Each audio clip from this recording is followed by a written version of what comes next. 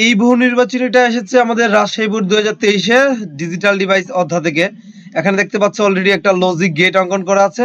তারা প্রশ্নে বলেছে উদ্দীপকের ওয়াই এর মান কত হতে পারে এবং তিনটা আমাদের অপশন দিয়েছে। জাস্ট এটাকে আমরা এখন সরল করব, মানে জাস্ট এগুলোর মানগুলো আমরা বের করব। এখানে প্রথম ইনপুটটা দেখতে পাচ্ছি পি থেকে এবং তারপরে তার একটা ন্যান গেট অঙ্কন করে দিয়েছে। মূলত আমরা জানি যে এই যে বৃত্ত চিহ্নটা সেটা মূলত বারকে ইন্ডিকেট করে, তাহলে পি থেকে ছিল যার জন্য আমরা এখানে লিখবো পি বার। তারপরে এই দিকে এই ইনপুটটা আমাদের নিয়েছি, আমাদের দেখতে পাচ্ছ কিউ থেকে, এবং তারপরে একটা ন্যান গেট অঙ্কন করা। আমরা আসলে এখানে বারটাকে আমরা কাউন্ট করব। এখানে এই যে বৃত্তাকার চিহ্নটা আছে তার জন্য আমরা একটা বার দিব। তাহলে এখানে আমরা দিতে পারি কিউ বার। তাহলে এদিকে পি বার, এদিকে আছে কিউ বার। তাদেরকে আবার আমরা একত্র করে আমরা আরেকটি এখানে নর গেট অঙ্কন করে দিয়েছি।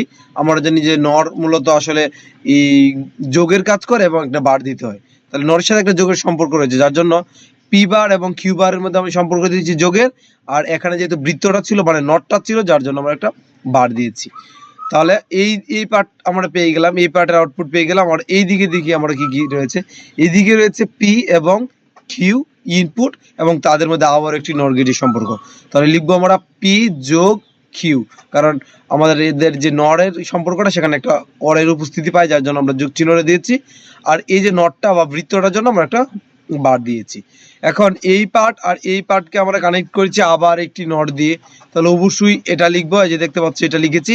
আর এই দিকে যা ছিল যে P plus Q whole bar, P plus Q whole bar, এটাও লিখেছি, কিন্তু তাদের সম্পর্ক তো অবশ্যই আমরা যোগ চিহ্ন দ্বারা বোঝাবো। দিলাম যোগ, কারণ এখানে বলেছিলাম যে এই নড়ে রয়েছে একটা যোগের উপস্থিতি রয়েছে, যার জন্য যোগ চিহ্ন দিলাম। আর এখানে যেহেতু নটটা ছিল আমার বৃত্তটা ছিল, একটা হোল বার হবে। এখন জাস্ট এটাকে আমরা ভাঙবো, মানে সিম্পলিফাই করবো, যার জন্য আমি এটাকে দেখতে পাচ্ছ এদিকে লিখেছি। এখন এই জায়গায় যদি আমরা ভাঙি না, ঠিক এই জায়গায় যদি ভাঙি, তাহলে আমাদের দেখতে পাচ্ছি পি এর উপরে আগে থেকে বার ছিল, এখানে কিউ এর উপরে আগে থেকে বার ছিল। তাহলে এই বারটা ভাঙার পরে তারা এই দিক দিয়ে আরো একটি বার পাবে, এই দিক দিয়ে আরো একটি বার পাবে। আর এখানে বার ভাঙলে আমাদের নিয়ম হচ্ছে বুলিয়ানের নিয়মে চিহ্নের পরিবর্তন হয়। তাহলে এই যে দেখতে পাচ্ছ যে যোগ চিহ্নটা সেটা গুণ হয়ে যাবে। আর এখানেও দুইটি বার পড়বে, এখানেও দুইটি বার পড়বে। আমাদের যে বুলিয়ানের নিয়মে দুইটি করে যদি বার থাকে তাহলে আমরা তুলে দিতে পারি, যার জন্য এই দুইটা বারও তুলে দিলাম, এই দুটা বারও তুলে দিলাম, শুধু পি এবং কিউ কে নিলাম, পি এবং কিউ কে নিলাম। আর এখানে প্লাস ছিল, প্লাসই লিখলাম। এখানে যদি বারটা ভাঙি তাহলে পি এর উপরে বার পড়বে, কিউ এর উপরে বার পড়বে, কিন্তু এই যোগ চিহ্ন পরিবর্তন হয়ে গুণ চিহ্ন হয়ে যাবে, যার জন্য আমরা বলতে পারি P bar into Q bar. আচ্ছা, এখন এই যে হোল বারটা যা ছিল আমরা তাই লিখলাম, হোল বারটা যা ছিল তাই লিখলাম। এখন আবার এই হোল বারটা ভাঙবো। এখন যদি এই বারটা ভাঙি তাহলে এই প্লাস চিহ্নটা পরিবর্তন হয়ে গুণ চিহ্ন হয়ে যাবে, হয়ে গেছে গুণ। আর এখানে পি এবং কিউর উপরে সুন্দর মতন বারটা পড়ে গেল। আর এই দিকেও বারটা আমাদের পড়বে, কারণ বার ভাঙলে উভয় দিকেই পড়ে, তাহলে এই দিকে পড়লো। এখন আর একটু মডিফাই করা চলে। মডিফাইটা হচ্ছে এরকম, এই জায়গায় যদি বারটা ভাঙি না তাহলে পি এবং কিউর উপরে সমানভাবে পড়বে, কিন্তু পি এবং কিউ এর মধ্যে দেখতে পাচ্ছি সম্পর্কটা হচ্ছে গুণের, আমাদের এখন হয়ে যাবে যোগ। তাহলে হবে এরকম যে পি বার যোগ কিউ বার। আর ইন্টু যা ছিল আমরা ইন্টুই দিলাম।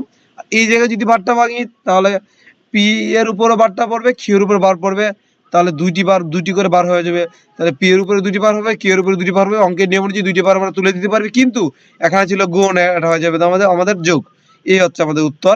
তাহলে এই অপশনটা আমরা দেখতে পাচ্ছি রয়েছে আমাদের এই দুইয়ে। আর এই যে রূপটা এর একটা আস্ত রূপ আছে, সেটা হচ্ছে মূলত আমাদের এ এক্স অর বি এর সূত্র পড়ে যায়। এখানে তো আর এ বি নেই, যার জন্য আমরা বলবো পি এক্স অর কিউ। তাহলে পি এক্স অর কিউ রয়েছে আমাদের প্রথম অপশনে। তাহলে সঠিক উত্তর হচ্ছে আমাদের দুইটি। তাহলে এই দুইটি রয়েছে আমাদের এ তে।